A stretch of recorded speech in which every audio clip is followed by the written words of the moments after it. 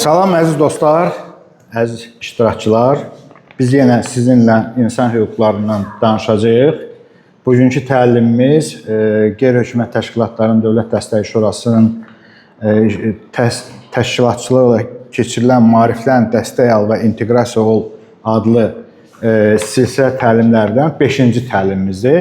Biz bugün də keçən dəfəki kimi Azərbaycan Respublikasının ən yüksək qanunu olan Konstitusiyada göstərilmiş insan hüquqlarından, hər birimizin hüquqlarından danışırıq.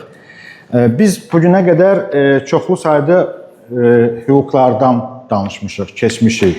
Gəlin bir yaddaşımızı təzələyək, xatırlayaq görə hansı hüquqları keçmişik. Gəl, sən gələcəyin vəkilisən, gəl.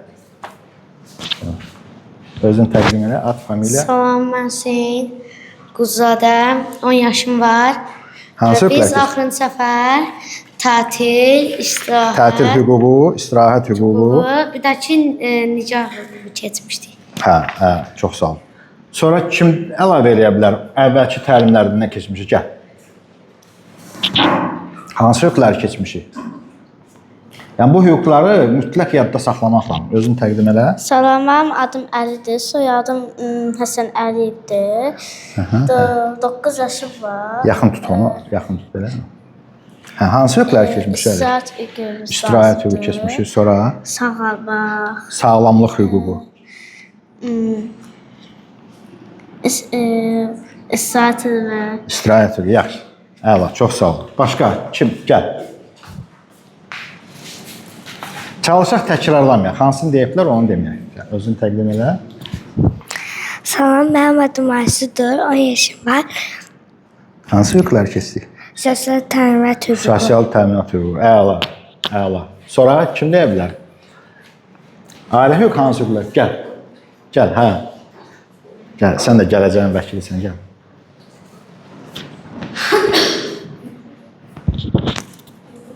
Salam, mənim adım Fatimə, 15 yaşım var. Biz ötən nəslimizə əqli mülkiyyət hüququ, Əqli mülkiyyət hüququ. sağlam təhlükəsizlik hüququ, Əla. sosial təminat, Sosial təminat, yaşama hüququ, yaşamaq hüququ. elə bu qədər. Əla, çox sağ ol. Demək olar ki, başqa kimsə demək istəyən var? Demək olar ki, hüquqların əksəriyyətinin hansıları keçmişik, onları biz bir-bir dedik. İndi gəlin növbəti Konstitusiyada göstərilən hüquqların danışaq. Onu demək istəyirəm ki, Konstitusiyada 47 hüquq var. Hər bir vətəndaşının Konstitusiyada 47 maddədə onun hüquqları təsbit olunub. Buna görə də biz bu təlimləri çalışırıq ki, 5-5, 6-6, 10-10 bu hüquqlardan danışaq ki, həm yadınızda qalsın, çox məlumat olanda da yadınızdan çıxa bilər. Ona görə az-az keçirik ki, hamısı yadınızda qalsın. İndi mən sizə bir növbəti hüquqlardan danışacağım və sonra da sual verəcəm. Görüm, və yaxud sizdən sual istəyəcəm ki, görüm nədənsə çətinliyiniz, yəni başa düşmədiyiniz qaldı mı? Onları çalışacağım sizə izah eləməyə. Növbəti hüququmuz Konstitusiyanın 39-cu maddəsində yazılıbdır. 39. Bu sağlam ətraf mühitdə yaşamaq hüququ.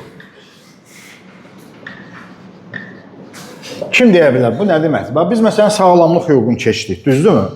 Sağlamlıq hüququnu dedik ki, nədir? Yəni hər kəsin öz sağlamlığı ilə bağlı müəyyən tibbi yardım almaq və s. belə bir hüququ var. Sonra biz keçdik yaşamaq hüququna. Yaşamaq hüququna dedik ki, hər kəs yaşamalıdır. Heç kəs ixtiyarı yoxdur ki, onun yaşayışına, yaşamağına təhlükə yaratsın. Təbii ki, orada qanunvericilikdə müəyyən edilmiş hallarda yaşamaq hüququ məhdudlaşdırıla bilər, ancaq dövlət tərəfindən. Yaxşı, bax, sağlam mühit, ətraf mühitdə yaşamaq hüququ nə deməkdir? Gəl. Götür onu. Mikrofonu götür. Hə. Yəni, hər kəs mühitdə təhlükə ilə üzləşməməlidir, təhlükəsiz həyat yaşamalıdır. Hə, çox gözəl, əla, super. Yəni açıqlaması odur ki, hər kəs həm təhlükəsiz yerdə yaşamalıdır, həm də hər kəs sağlam yerdə yaşamalıdır. Məsələn, tutaq ki, adam yaşadığı yerin yanında gətiriblər zibil töküblər. Orada nə bilim zibil yeşiyi var, zibil vedraları var. Adam da səhər yuxudan qalxır, zibilin iyini iyiləyir. Orada milçək var, nə bilim həşəratlar var. Amma təhlükəsiz də. Bu deyə bilərik ki, burada təhlükə bir şey yoxdur ki, milçək adamı öldürəstiriyor ki. Amma qanun deyir ki, yox. İnsan həm təhlükəsiz yaşamalıdır, həm də ki, sağlam yerdə yaşamalıdır.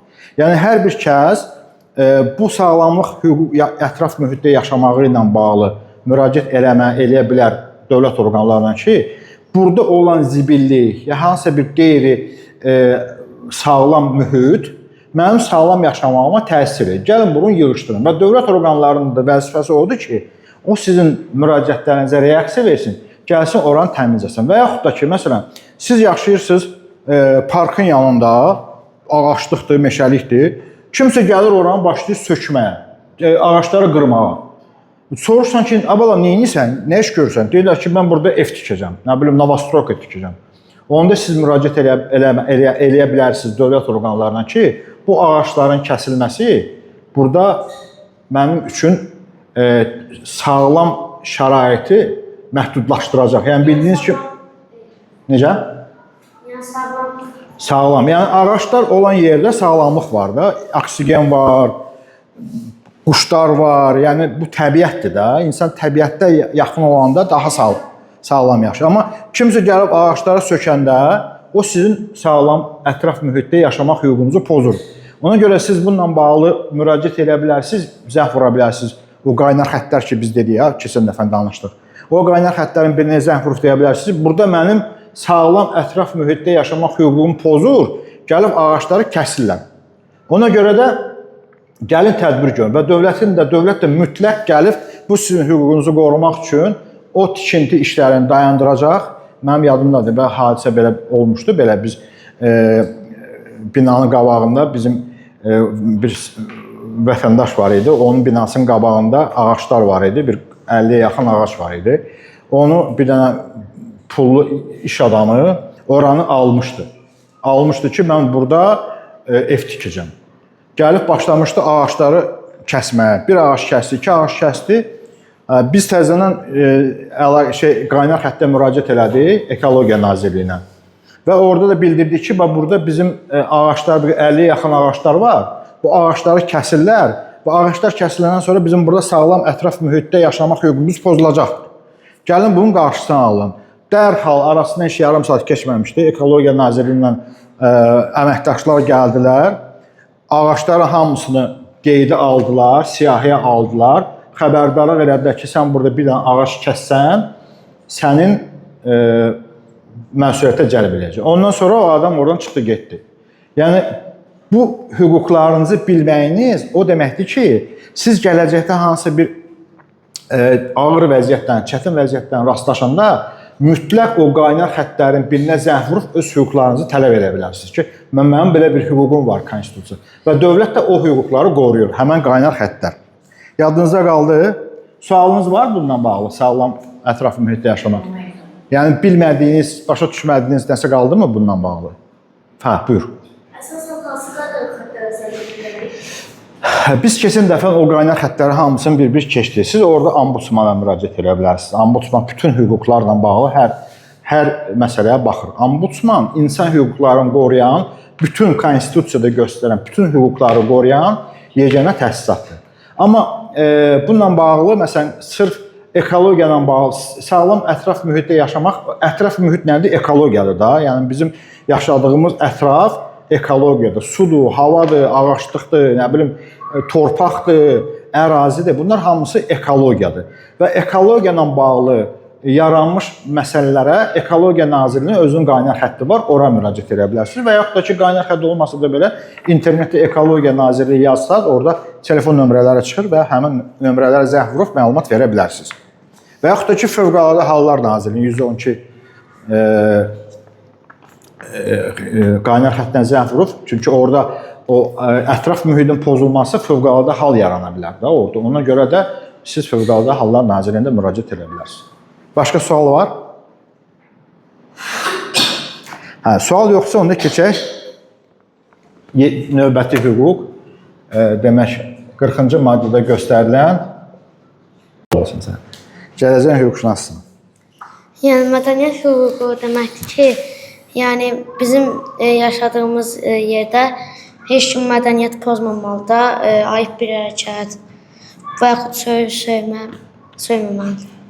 Demək olar ki, düz dedin, amma tam olaraq mədəniyyət hüququ ondan ibarətdir ki, yəni hər kəs öz mədəniyyətin artırılması üçün müxtəlif mədəni tədbirlərdə iştirak edə bilər, teatrlara gedə bilər, müxtəlif nə bilim o dərnəklərdə iştirak edə bilər, operalara gedə. Yəni insanın mədəniyyətin artırılması üçün bütün addımları insanlar artmalıdır və bunun bir hüququ var. Heç kəs deyə bilməz ki, yoxsa niyə gəlmirsən bu teatra? Mənim mədəniyyət hüququm var, mən gəlməliyəm. Və mədəniyyət hüququ da əlavə olaraq hər kəsdən həm hüquqdur, həm də vəzifədir. Yəni başqa şəxslərə mədəniyyət göstərməkdə hər bir şəxsin həm də vəzifəsidir. Yəni hüquq odur ki, mən bunu tələb edirəm ki, mən bunu mənə qarşı olmalıdır. Mən bunu tələb edirəmsə, bu mənim hüququmdur. Bir də var vəzifə. Vəzifə də indi onu biz növbəti təlimlərimizə keçəcəyik. Vəzifələr hər kəsin hüquqları olduğu üçün hamımızın da vəzifələrimiz var. O vəzifələri də biz bilməliyik ki, sabah biz bilək ki, nə eləyə bilərik, nə eləyə bilmərik. Və vəzifələrdən də biri odur ki, hər kəs başqalarına qarşı mədəni davranmalıdır. Başqalarına qarşı mədəniyyətsiz göstərmək olmaz. Necə ki, sizə qarşı heç kəs mədəniyyətsiz davrana bilməz. Siz də kiməsə qarşı mədəniyyətsiz qeyri-etik davranış göstərə bilməzsiniz. Bununla bağlı kiminlə sual var? Yoxsa keçək növbəti. Hə, gəl. Valideyn sevmədən hüququ pozulmalıdır. İndi məsəl üçün biz gediblər teatra, orada məsəl üçün deyirlər, yemək gətirmək olmasın. Onda mən deyə bilərəm ki, mən mədəniyyət hüququm var, yoxsa... Əgər səni ona görə buraxmırlarsa içəri, biri var deyirlər ki, yox, içəri girmək olmaz. Bir də var sənə deyirlər ki, yemək yemək olmaz. Səni içəri buraxmırlarsa, onda mədəniyyət hüququnu pozurlar səni. Pozma olmaz. Amma deyirlər ki, olmaz, o müəyyən qaydalar var, o ola bilər elə. Yəni o sənin orada yemək yeməyinə qarşı durur da, o sənə demir ki, baxma, deyilmi? Ona görə də o ola bilsin ki, hansısa bir teatrda, hansısa bir kinoteatrda, hansısa bir müəssisədə özünün qaydaları ola bilər ki, məsələn, sən ora, məsələn, mən istəyirəm, gedim ora özümlə samavar aparım, orada samavar qalayım, oturum samavar için. Olmaz axı elə bir şey. Amma məsələn, sən özünlə su aparsan, heç kəs səni deməz. Və yaxud da ki, özümlə manqal gətirmişəm, gedirəm teatra, özümlə manqal gətirmişəm, deyirəm, mən bura kebab pişirəcəm. Sənə deyirlər, olmaz axı belə şey, bura kebab pişirilməsi yerdir. Yəni, elə bir məhdudiyyət qoya bilərlər ki, olmaz. Yəni, kebab pişirmə olmaz, ha. Amma belə gəlib iştirak eləmək, sənə heç kəs qadağa qoya bilməz. Növbəti hüququmuz 41-ci maddədə. Bunu biz ətraflı müəyyən bir hissədə danışmışdıq, amma bu yenə də sağlamlıqla bağlıdır. Sağlamlığın qorunması.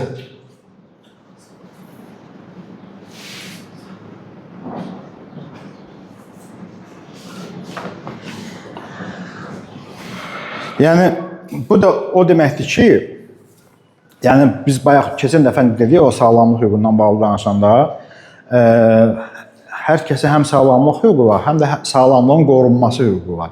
Yəni, o deməkdir ki, biz tələb eləməliyik və dövlət orqanları da, xəstəxanaları da, tibb müəssisələri də bizim sağlamlığımızı qorumalıdırlar. Pulsuz qorumalıdırlar, hə. Çünki bildiyiniz kimindir, uşaqlara onsuz da pulsuzdur. Böyüklərdə də isə icbari tibbi sığorta ilə gələnlərə pulsuz tibbi xidmətlər göstərilir. Əgər hansısa tibb müəssisəsində sizi müalicə edən zamanı hansısa bir yanlış diaqnoz qoyublar, yanlış müalicə aparıblar və bununla bağlı hansısa bir fəsad yaranıbdır, onda təbii ki, siz o həmin şəxslərə qarşı polisə, prokurorluğa müraciət edə bilərsiniz ki, mənim burada sağlamlıq qorunmaq hüququm pozulur. Məsələn, gelirsən deyirsən ki, mənim yuxarıdakı dişim ağrıyır, o götürür sənin aşağıdakı dişini çıxardır. Təbii ki, sən bu sağlam dişini çıxardığında sən polisə, prokurorluğa müraciət edə bilərsən ki, burada mənim sağlam dişimi çıxardıblar və mənim sağlamlığım qorunmam hüququmu pozublar. Və dövlət də bütün hallarda, bütün tip məsələlərinə hamısına göstəriş verir ki, hər kəsin sağlamlıq hüququnun qorunması təmin olunsun. Bununla bağlı sualınız yoxdursa, keçək növbəti hüquqlarımıza. Yoxdur sualınız? İndi keçirik sizin hamınızın bildiyiniz və tez-tez rastlaşdığınız hüquqa. Maddə 42 təhsil hüququ. Təhsil hüququnu indi bilirsiniz hamınız. Hadi, gəl deyil. Gəl.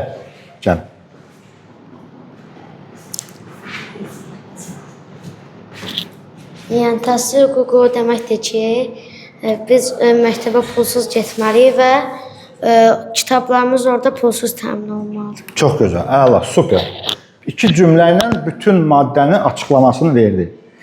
Demək, həqiqətən də hər bir kəsin təhsil almaq hüququ var. İndi biz burada, çoxunuz, məsələn, tutaq ki, başqa yerdən gəlmişsiniz burada. Biriniz, məsələn, Əhmədlidən gəlmişsiniz, biriniz Şəkidən gəlmişsiniz, biriniz Gəncədən gəlmişsiniz, biriniz başqa rayondan gəlmişsiniz.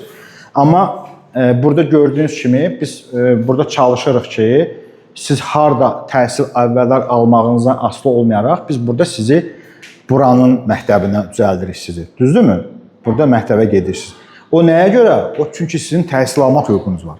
Və biz də müraciət edəndə o məktubları hamısını mən yazıram. Mən müraciət edəndə o məktubda yazıram ki, hər bir uşağın təhsil almaq hüququ var və sən də dövlət onun təhsil hüququnu təmin eləməlisən. Ona görə dövlət dərhal o hüququ, sizin hüququnuzu qorunması üçün siz hansı rayonda oxumağınıza asılı olmayaraq sizi götürür burada olan məktəbə və sizə o təhsili verir.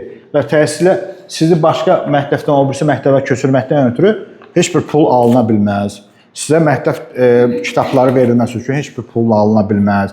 Sizin təhsil almaqdan ötürü müəllimlər sizdən pul tələb edə bilməz. Bunlar hamısı sizin hüququnuzdur və dövlət də bu hüququ təmin etməlidirlər.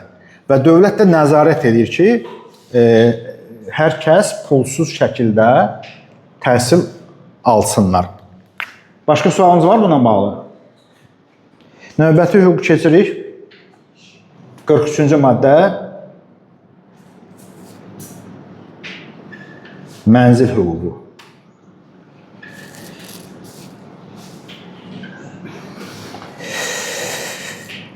Mənzil hüququ biz mənzil toxunulmazlıq hüququnu keçmişdik. Mənzil toxunulmazlıq. Yəni o deməkdir ki, sizin icazəniz olmadan heç kəs sizin mənzilinizə toxuna bilməz.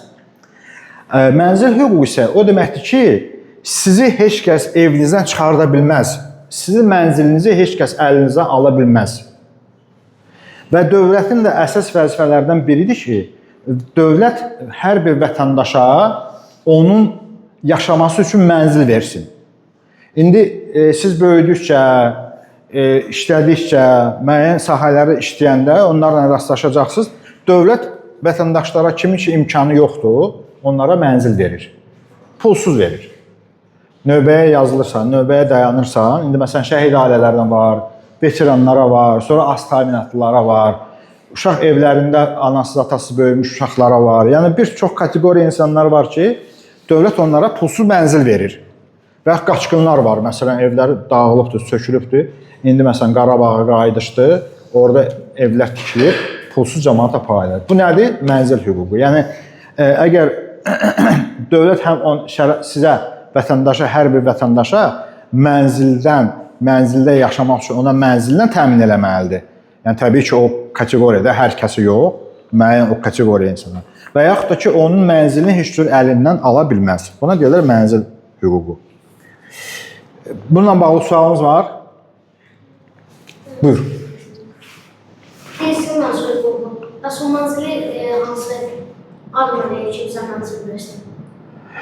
Bax indi ona görə deyim ki, siz indi böyüyəndə, işləyəndə siz məsələn elə yerlər var ki, məsələn hər